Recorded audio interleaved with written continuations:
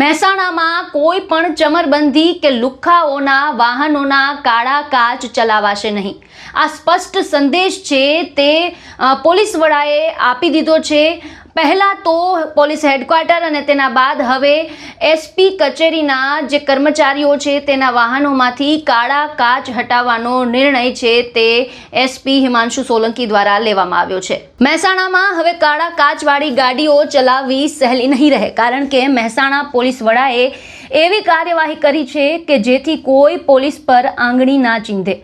મહેસાણા જિલ્લામાં કાયદો અને વ્યવસ્થા મજબૂત બનાવવાના હેતુથી પોલીસ દ્વારા કડક કાર્યવાહી શરૂ કરવામાં આવી છે.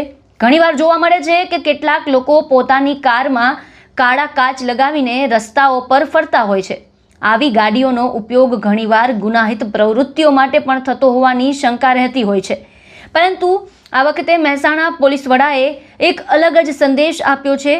કાયદો સૌ માટે સમાન છે અને એ સાબિત કરવા માટે કાર્યવાહી બહારથી નહીં પરંતુ પોતાના જ વિભાગથી શરૂ કરવામાં આવી છે.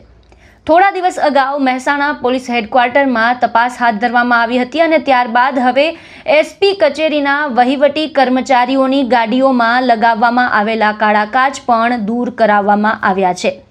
એટલે કે નિયમનો અમલ પહેલાં પોતાના ઘરે અને પછી બહાર, આવો સંદેશ પોલીસ દ્વારા આપવામાં આવ્યો છે.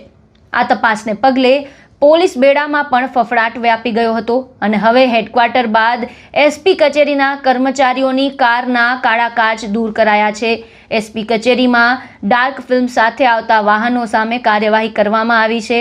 અગાઉ પોલીસ કર્મચારીઓના વાહનો સામે કાર્યવાહી બાદ ક્લાર્ક અને વહીવટી સ્ટાફના વાહનો સામે કાર્યવાહી કરાઈ છે.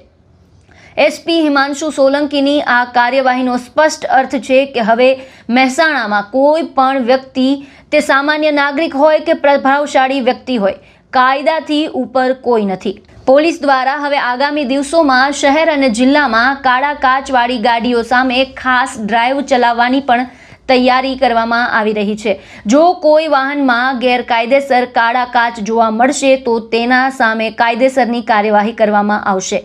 મહેસાણા પોલીસની આ કામગીરીથી એક તરફ કાયદાનો કડક અમલ થશે તો બીજી તરફ સમાજમાં પણ સ્પષ્ટ સંદેશ જશે કે રસ્તા પર દાદાગીરી નહીં, કાયદો જ ચાલશે.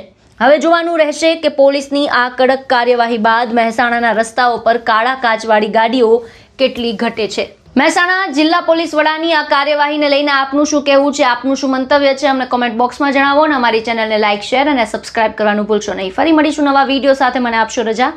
નમસ્કાર.